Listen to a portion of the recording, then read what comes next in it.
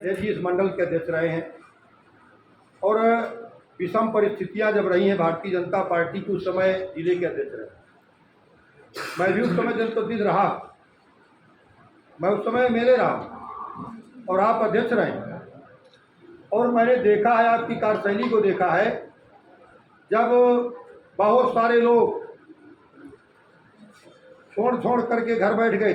मैं नहीं कहना चाहता, भारतीय जनता पार्टी की उस समय जो आज भारतीय जनता पार्टी विश्व की सबसे बड़ी पार्टी है, मोदी जी विश्व के सबसे बड़े हमारे नेता हैं, लेकिन वो ज़माना भी मैं विधायक रह कर के देखा हूँ कि उस समय बहुत सारे लोग या तो घर बैठ गए थे, या तो निष्क्रिय हो गए थे, अन्यथा लीजिएगा, या तो लोगों को छोड़ करके भी इधर उधर चले गए या जाने के मूड में आ गए।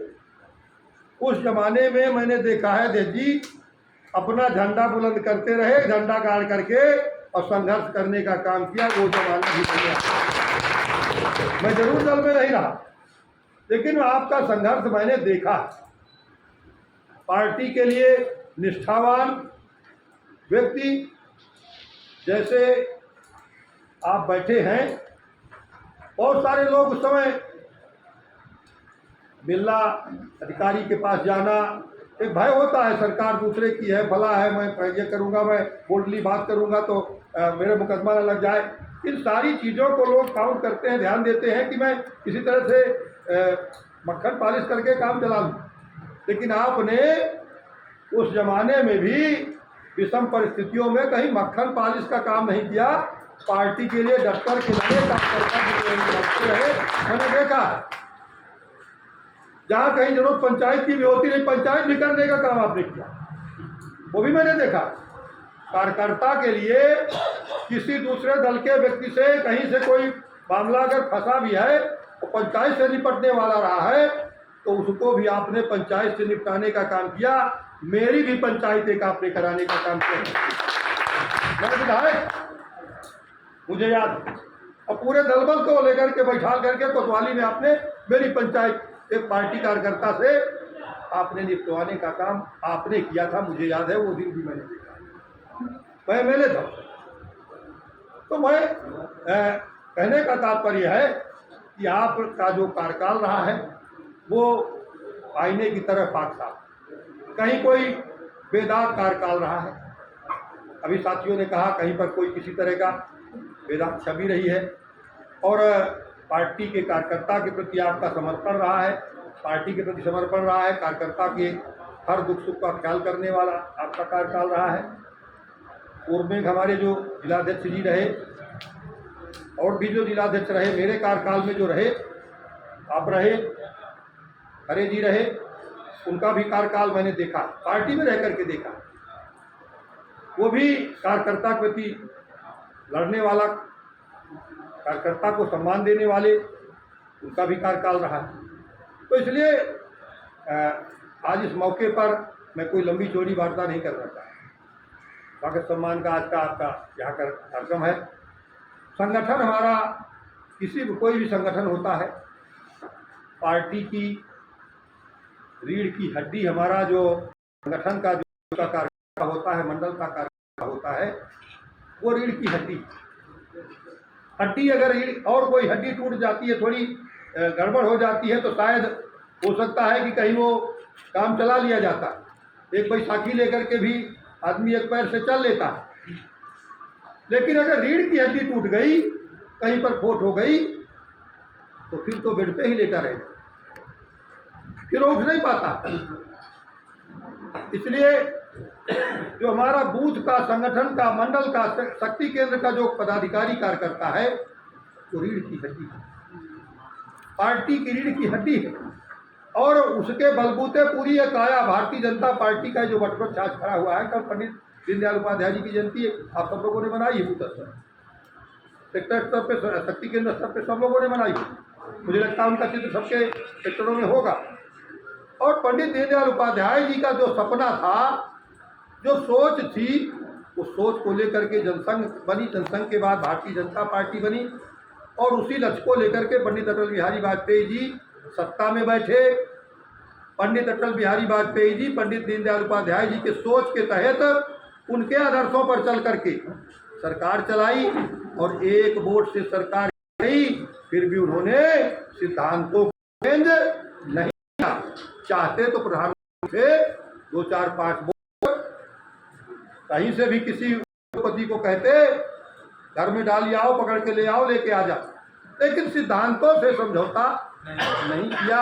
एक वोट से सरकार गिरी और उन्होंने कहा था हम फिर आएंगे, फिर आए और बार बार आएंगे। और आगे आने वाला समय भारतीय जनता पार्टी के मोदी जी की 14 से जब से शुरू हुआ तो 14 से फिर अब जो सपना था पंडित दीनदयाल उपाध्याय जी का, उसको सबसे समझता हूँ माननीय अटल बिहारी वाजपेयी जी ने शुरुआत अंत्योदय की किया।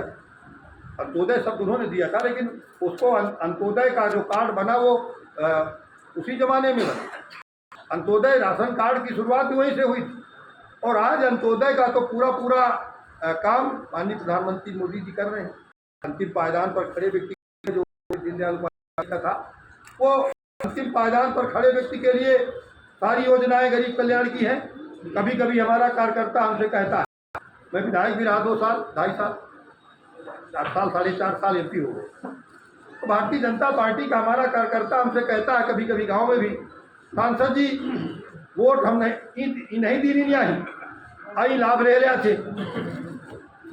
ये सही बात है, जो बूथ का कार्यकर्ता हमारा बूथ में है वो ये उसको होता है कि मैंने लड़ाई लड़ी, मैंने वोट दिलाया, भाजपा के लिए मैंने समर्पित होकर काम किया, लेकिन मुझे नहीं मिला उज्ज्वला का कनेक्शन, मुझे नहीं मिला आवास, मुझे नहीं मिला ये लाभ, मुझे नहीं मिला ये योजना, और वो व्यक्ति जिसने वोट नहीं दिया वो पात्र हो गया, उसको मिल रहा है।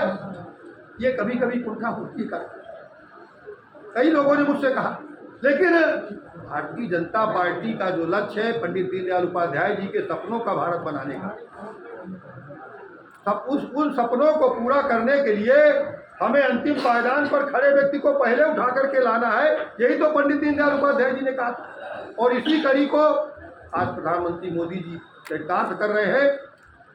एक एक करके जो भी गरीब कल्याण की योजनाएं हैं वो वोट दिया है या नहीं दिया, ये भेदभाव भारतीय जनता पार्टी की सरकार में नहीं हुआ है और इसीलिए आज भारतीय जनता पार्टी विश्व की सबसे बड़ी पार्टी बनकर के आज देश में नहीं दुनिया में भारतीय जनता पार्टी सबसे बड़ी पार्टी के रूप में उभर रही है।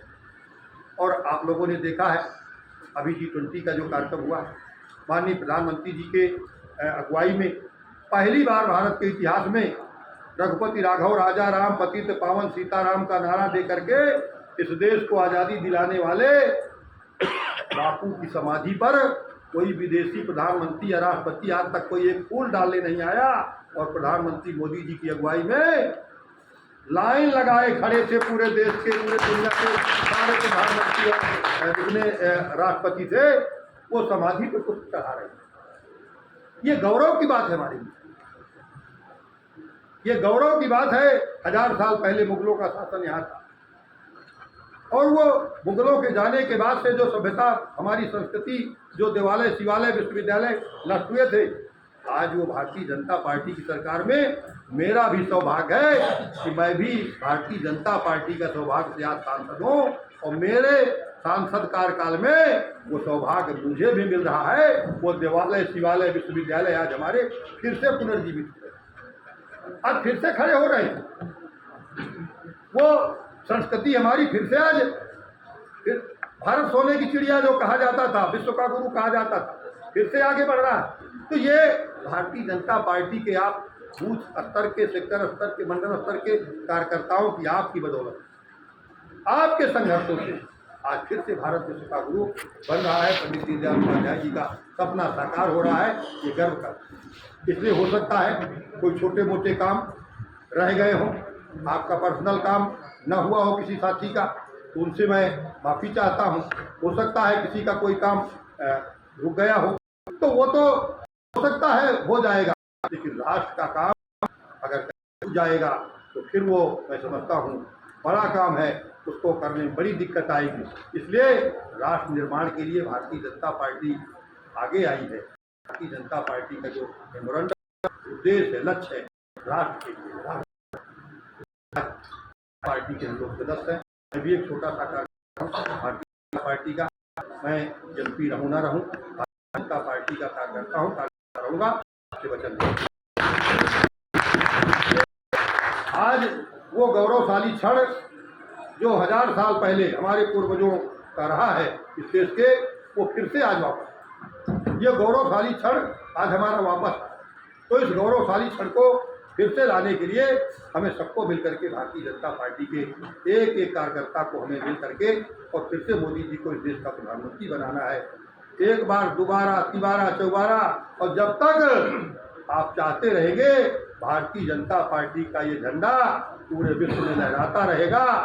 लंबे समय तक कांग्रेस में 60 साल तक कांग्रेस का राज देश में रहा है, अभी तो 10 साल रहा है। 60 साल कांग्रेसी राज रहा है, अभी तो आपका राज मात्र 10 साल रहा है। अभी तो बहुत समय बाकी है। आगे आने वाली नौजवानों की ये पीढ़ी है और ये नौजवानों की पीढ़ी अभी प्रदेश और देश में बराबर लगभग 60 साल तक राज करेगी, ये मुझे लगता है, पूरा भरोसा है। इसलिए सभी नौजवान साथियों से आग्रह है कि डटकर आगे काम करिए, आगे आइए और देश राष्ट्र के निर्माण में भागीदार बनिए। भारत माता की जय।